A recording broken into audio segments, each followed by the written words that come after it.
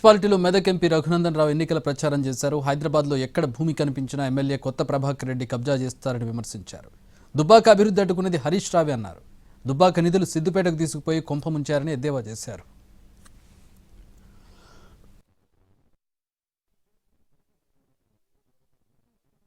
దుబ్బాకలు ఇంకా మంచోళ్ళు కాబట్టి రానిస్తారు అని దుబ్బాకకి హరీష్ అనేటోడు రాకుండా చేయాలి. మనం ఏడికొచ్చాడో చాటలు చీపీర్లు పట్టుకోవాలి. అరే నా యాల నీకు గుర్తుంటే కోమటి చెరువుకి 100 కోట్లు వంచబోయినాడు. ఎన్ని వంచబోయిండు? మరి మన రామసముద్రానికి 10 కోట్లు ఇవ్వలే. నడుస్తేటట్టు ఉందా రామసముద్రం? వాడికి సిద్దిపేటనేమో పడగలు కావాలి కోమటి చెరువుకి. దుబ్బాకకు మాత్రం అసలు ఏమి రాకుండా చేసింది ఎవడంటే హరీష్. ఓ మెడికల్ కాలేజ్ రానియలే, ఓ ఇంజనీరింగ్ కాలేజ్ రానియలే, ఓ పాలిటెక్నిక్ కాలేజ్ రానియలే. దుబ్బాకకి ఎవడన్నా అన్యాయం చేసిందంటే మొట్టమొదటి మనకు శత్రువు ఎవడంటే హరీష్ రావే. 200ని 2000 చేసిన అంటాడు.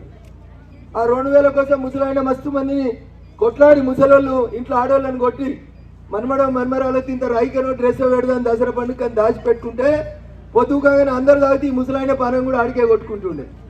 ఇప్పుడు ప్రతి కిరాణా దుకాణంలో పోలీసుల్లో నిల్చొని అమ్ముర్రి ఆదాయం వస్తలేదు సర్కారుకైనా మీకు ఇంతకంటే సిగ్గుమాలిన